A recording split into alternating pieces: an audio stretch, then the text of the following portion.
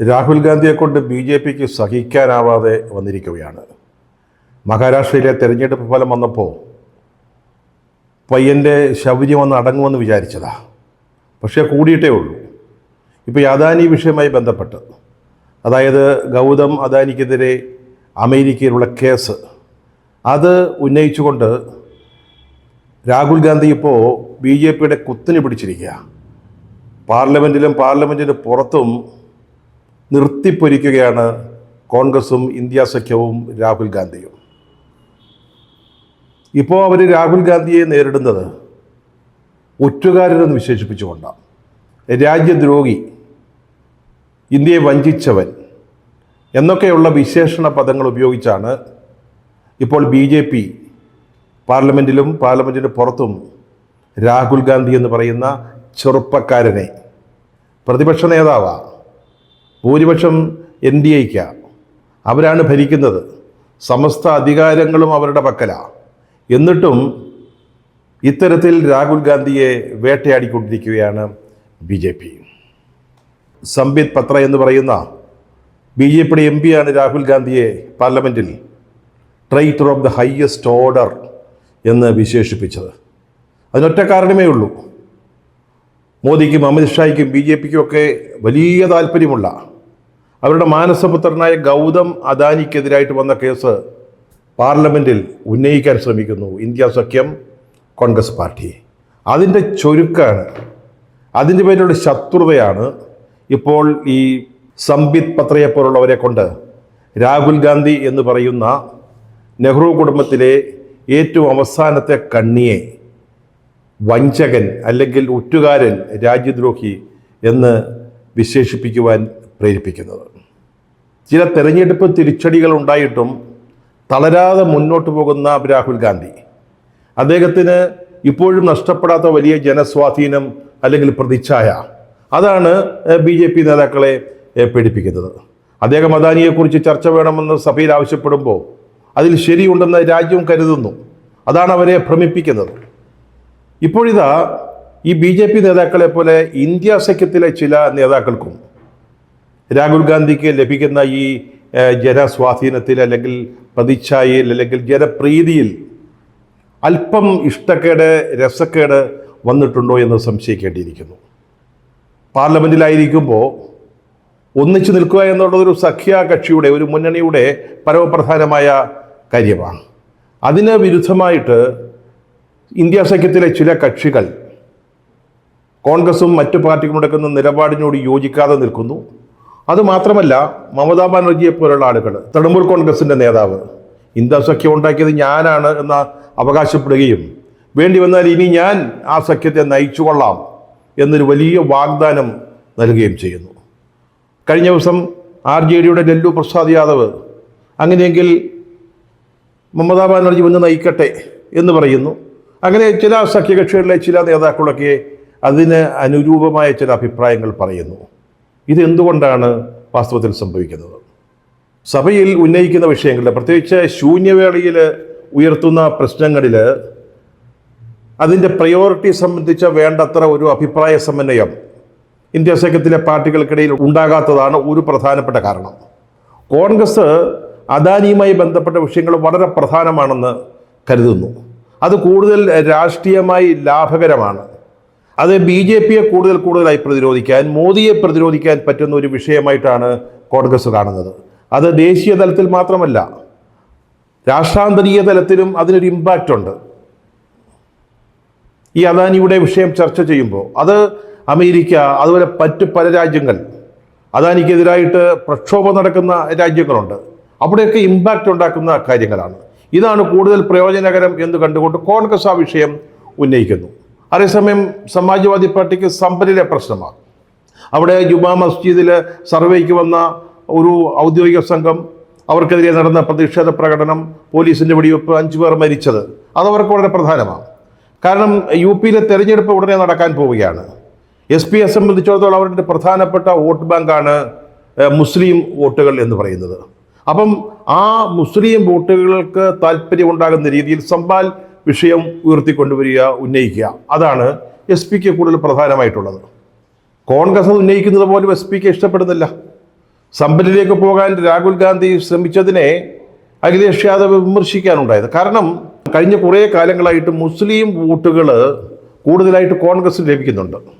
കോൺഗ്രസിൻ്റെ പ്രാഭവ കാലത്ത് അവരുടെ വോട്ട് ബാങ്ക് എന്ന് പറയുന്നത് ദളിതുകൾ, ആദിവാസികൾ, മുസ്ലിങ്ങൾ, അതുപോലെ ഉന്നത ശ്രേണിയിലുള്ള ഹൈന്ദവർ, മുന്നാക്കക്കാരായ ഹൈന്ദവർ, ബ്രാഹ്മണരെ പോലുള്ളവർ, അവരൊക്കെ ആയിരുന്നു കോൺഗ്രസിൻ്റെ ശക്തി കേന്ദ്രങ്ങൾ. അതൊക്കെ പലതും നശിക്കുകയും നഷ്ടപ്പെടുകയും ചെയ്തപ്പോഴാണ് കോൺഗ്രസ് ദുർബലമായി പോയത്. ഇപ്പോൾ മുസ്ലിം വോട്ടുകൾ കൂടുതലായിട്ട് കോൺഗ്രസ് ലഭിക്കുന്നുണ്ട്. അത് എസ് പിക്ക് ഇഷ്ടമല്ല. അത് എസ് പിയുടെ യു പിയിലെ സാധ്യതകൾക്ക് തടസ്സം നിന്നേക്കും എന്ന് അവർ കരുതുന്നു. അതുകൊണ്ട് അവർ സംബാൽ വിഷയം ഉന്നയിക്കുന്നു. അതിൻ്റെ പേരിൽ പ്രശ്നങ്ങൾ ഉണ്ടായി. എസ് പിയും കോൺഗ്രസും തമ്മിൽ ശൂന്യവേളയിൽ ഉന്നയിക്കുന്നത് സംബന്ധിച്ച വിഷയങ്ങൾ ഉന്നയിക്കുന്നത് സംബന്ധിച്ച തർക്കം. മമതാ ബാനർജിയെ നോക്കൂ. ഈ പാർലമെൻറ്റ് സമ്മേളനം തുടങ്ങിയ ദിവസം മുതൽ അവരെ ഏതാണ്ട് ഇന്ത്യ സഖ്യത്തിൽ നിന്ന് അകന്ന് നിൽക്കുന്നത് പോലെയാണ് തോന്നുന്നത്. അതിന് അവരുടേതായ പ്രത്യേക കാരണങ്ങളുണ്ട്.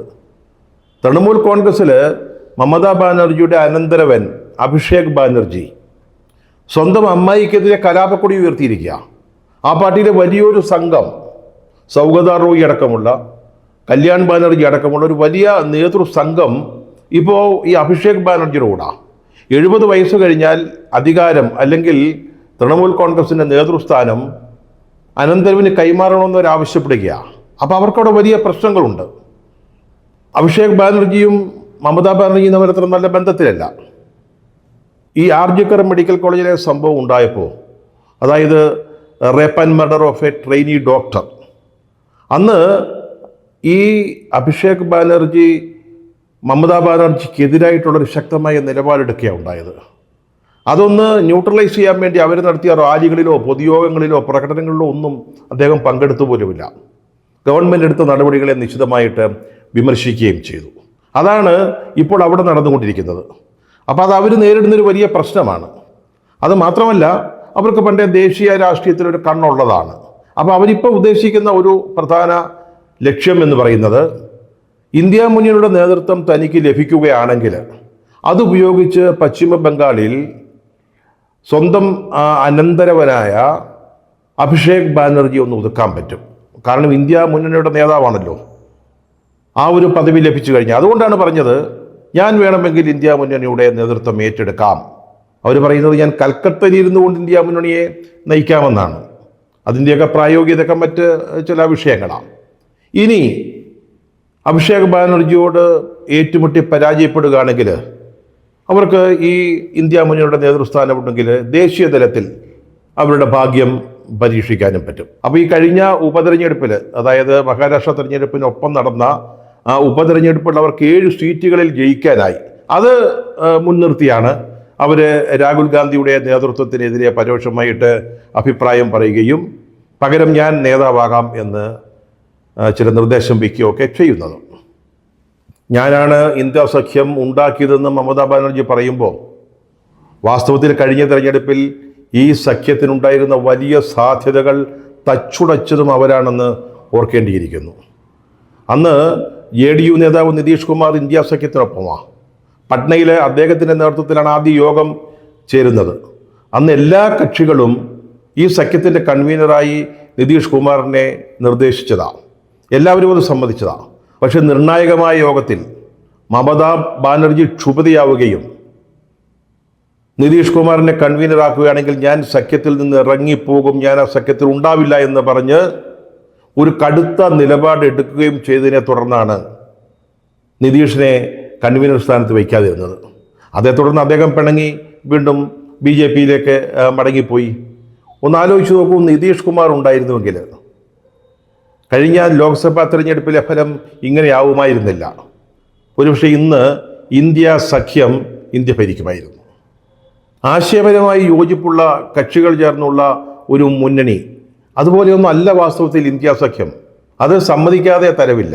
ഒരു കൺവീനിയൻസിൻ്റെ അടിസ്ഥാനത്തിൽ പെട്ടെന്ന് BJPക്കെതിരായിട്ടൊരു ഐക്യനിര ഉണ്ടാവണം, ഒരു കൂട്ടുകെട്ട് വേണം. അതിൻ്റെ പേരിൽ കഴിഞ്ഞ തെരഞ്ഞെടുപ്പിന് തൊട്ട് വേണ്ട 1 മാസം മുമ്പോ മറ്റോ ഉണ്ടായ ഒരു സംവിധാനമാണ് ഈ ഇന്ത്യ സഖ്യം എന്ന് പറയുന്നത്.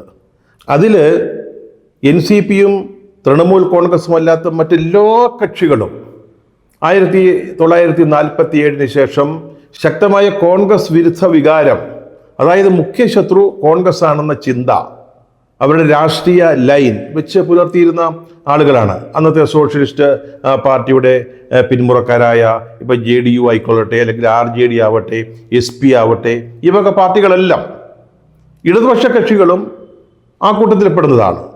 തുടക്കം മുതലേ കോൺഗ്രസ് വിരുദ്ധ മനോഭാവം പുലർത്തുന്ന പാർട്ടികളാണ്. ഈ മുന്നണിക്കുള്ള മറ്റൊരു പ്രത്യേകത എന്ന് പറയുന്നത് കോൺഗ്രസ് ഒഴികെ മറ്റെല്ലാ പാർട്ടികളും പ്രാദേശിക കക്ഷികളാണ്. നിങ്ങൾ ആലോചിച്ച് നോക്കണം. നമ്മൾ ഈ NCP പോലും കേരളത്തിലെ ഒരു മന്ത്രിയുണ്ട്, 2 MLA-മാരൊക്കെ ഉണ്ട് എന്ന് പറഞ്ഞാലും മഹാരാഷ്ട്രയ്ക്ക് പുറത്ത് പാർട്ടിയില്ല, UPക്ക് പുറത്ത് SP ഇല്ല. മമതാ ബാനർജിയുടെ പാർട്ടി പശ്ചിമ ബംഗാളിൽ മാത്രം ഒതുങ്ങി നിൽക്കുന്നതാണ്. ഉദ്ധവ് താക്കറെയുടെ ശിവസേന അത് മഹാരാഷ്ട്രയിൽ മാത്രമേ ഉള്ളൂ. അപ്പോൾ ഇതെല്ലാം അതത് സംസ്ഥാനങ്ങളിൽ ശക്തരായിട്ടുള്ള പ്രാദേശിക പാർട്ടികൾ. അപ്പം അവർ തമ്മിലൊക്കെയുള്ള നയപരമായ ഐക്യം, ആശയപരമായ ഐക്യം, പാർലമെന്റിൽ ഉന്നയിക്കുന്ന വിഷയങ്ങൾ വരുമ്പോൾ അത് സംബന്ധിച്ച പ്രയോറിറ്റിയിന്മേലുള്ള ഐക്യം, അതൊക്കെ വളരെ വ്യത്യാസപ്പെട്ടിരിക്കും. ഇതാണ് ഇതിൻ്റെ ഒരു പ്രത്യേകത. ഈ മുന്നണിയുടെ ഒരു കെമിസ്ട്രി എന്ന് പറയുന്നത് അതാണ്. അതുകൊണ്ട് സ്വാഭാവികമായിട്ട് തമ്മിൽ ഭിന്നത ഉണ്ടാകുന്നതിൽ അത്ഭുതമില്ല.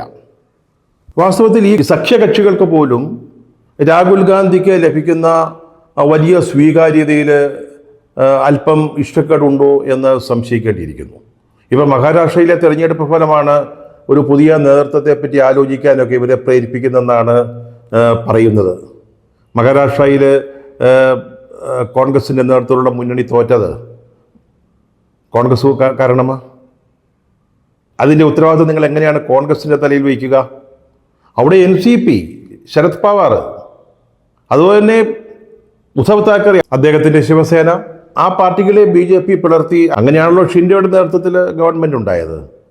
പക്ഷെ തെരഞ്ഞെടുപ്പിൽ എന്താ കണ്ടത്? അണികൾ മുഴുവൻ ഷിൻഡെയുടെ കൂടാണ്, അണികൾ മുഴുവൻ അജിത് പവാറിൻ്റെ കൂടാണ്, ഉദ്ധവ് താക്കറയുടെ കൂടെ അല്ല, ശരത് പവാറിൻ്റെ കൂടെ അല്ല. അവരുടെ ശക്തി കേന്ദ്രങ്ങൾ മുഴുവൻ എതിർപക്ഷം BJP മുന്നണി തൂത്തുവാരുകയാണ് ചെയ്തത്. അതിനെങ്ങനെയാണ് കോൺഗ്രസ് ഉത്തരവാദിത്വം പറയേണ്ടി വരിക? കോൺഗ്രസ് അല്ലാതെ ഈ സഖ്യത്തെ അഖിലേന്ത്യാടിസ്ഥാനത്തിൽ നയിക്കാൻ പറ്റിയ പാർട്ടി ഏതാണുള്ളത്? പറഞ്ഞല്ലോ, രണ്ടാമതൊരു സംസ്ഥാനത്ത് സ്വാധീനമുള്ളൊരു പാർട്ടി ഏതാണ്? ഏത് ഒരു നേതാവാരാണ്? രാഹുൽ ഗാന്ധി അല്ലാതെ. കഴിഞ്ഞ 10 വർഷങ്ങളിൽ മോദിക്കെതിരെ ഏറ്റവും ശക്തമായ പ്രചാരണം, കാമ്പയിൻ നടത്തിയ നേതാവ് എന്ന് പറയുന്നത് രാഹുൽ ഗാന്ധിയാണ്.